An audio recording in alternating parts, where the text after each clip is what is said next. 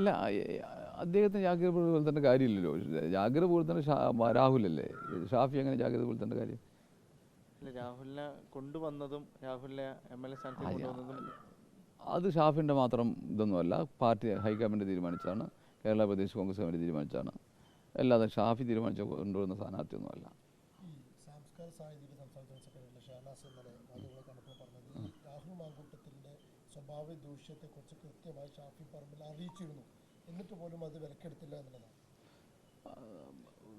വിലക്കെടുക്കാതിരിക്കുന്ന ആളല്ല ഷാഫി. അത് കിട്ടിയിട്ടുണ്ടെങ്കിൽ അത് ഷാഫി ശ്രദ്ധിക്കപ്പെടുത്തേണ്ട. ആരുടെയാണ് പരാതി കൊടുത്തിട്ടുണ്ട് അത് അവരുടെ ശ്രദ്ധപ്പെടുത്തി കാണും 100%.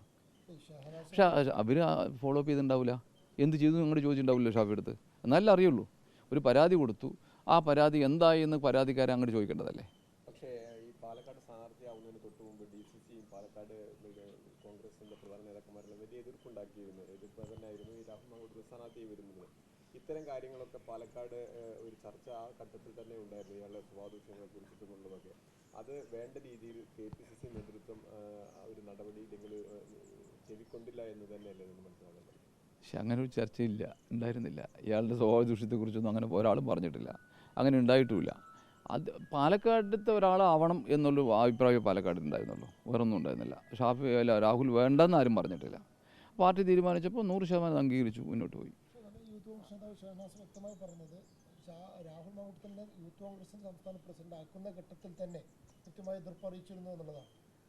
അതറിയില്ല, അത് ഷാഫി എടുത്ത് ചോദിക്കണം. ഞങ്ങൾ എൻ്റെ ശ്രദ്ധയിൽപ്പെട്ടിട്ടില്ല, അത് ഞങ്ങളെ അറിയില്ല. അക്കാര്യത്തിലൊക്കെ ഒരു ജാഗ്രത പുലർത്തേണ്ടിയിരുന്നില്ലേ ഈ രാഹുലിന്റെ കാര്യത്തിൽ ഷാഫി? ഇല്ല, ഞാൻ ചോട്ടെ, രാഹുലിൻ്റെ കാര്യത്തിൽ രാഹുൽ ജാഗ്രത പുലർത്തേണ്ടതാണ്, അല്ലാതെ ഷാഫി അങ്ങനെ ജാഗ്രത പുലർത്തേണ്ട കാര്യം? അല്ല, രാഹുലിനെ കൊണ്ടുവന്നതിൽ കൃത്യമായി സ്വാധീനം ഇല്ല. രാഹുലിനെ കൊണ്ടുവന്ന ഷാഫി എന്ന് പറയാൻ പറ്റില്ല. ഷാഫിയുടെ ഫ്രണ്ടാണ് രാഹുൽ, ഓക്കെ.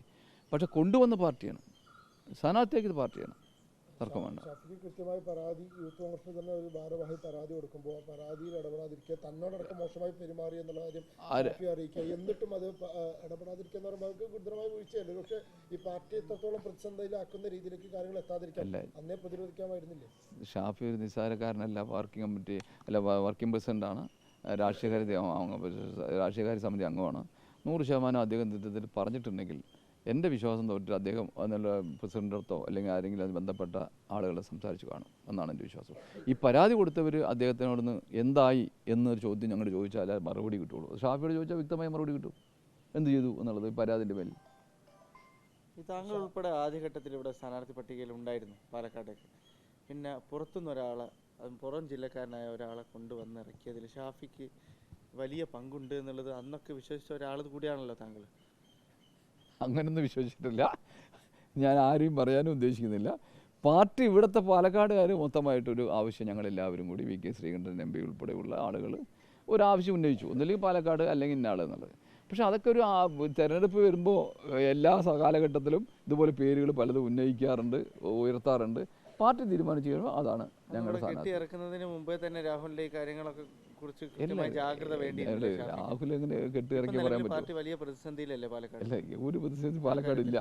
രാഹുൽ അങ്ങനെ കെട്ടിയിറക്കി പറയാൻ പറ്റില്ല. അയാൾ സംസ്ഥാന യൂത്ത് കോൺഗ്രസ് പ്രസിഡൻ്റായിരുന്നു. അപ്പോൾ സ്വാഭാവികമായിട്ട് കേരളത്തിൽ എവിടെ വേണമെങ്കിൽ അദ്ദേഹത്തിന് മത്സരിക്കാം.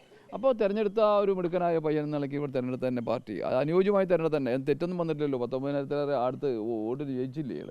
അപ്പോൾ തീരുമാനം തെറ്റൊന്നും വന്നിട്ടില്ല. പിന്നെ ഇപ്പോഴത്തെ വീഴ്ച അദ്ദേഹത്തിന് വ്യക്തിപരമായ വീഴ്ചയാണ്, രാഷ്ട്രീയപരമായ വീഴ്ചയല്ല. അദ്ദേഹത്തിൻ്റെ ഒരു ജാഗ്രത കുറവുണ്ടായ അതിൻ്റെ വീഴ്ചയാണ് 100%.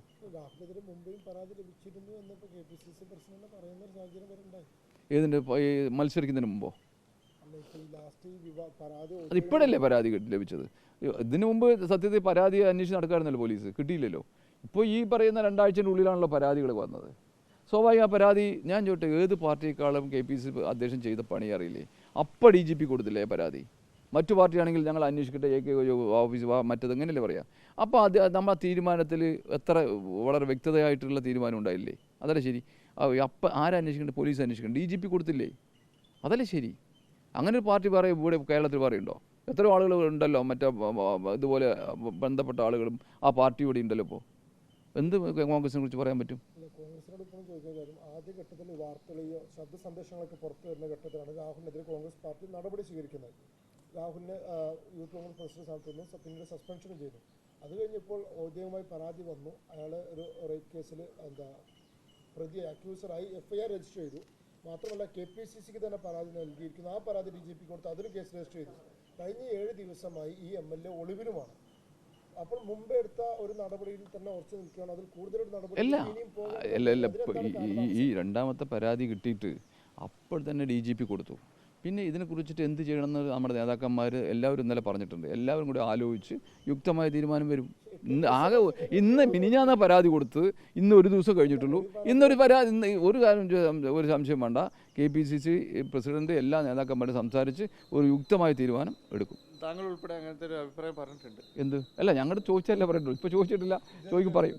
ഇപ്പോൾ പറയും പുറത്തേക്കാവും അങ്ങനെ എന്ത് പറയും എന്ത് പറഞ്ഞ് അല്ലായിരിക്കാം. അത് ആ തീരുമാനത്തിൻ്റെ പങ്കാളി ഞാനൊന്നുമല്ല. അത് KPCC നേതൃത്വം അതിന് ഉന്നത നേതാക്കന്മാരുമാണ്. അത് അവർ തീരുമാനിക്കും.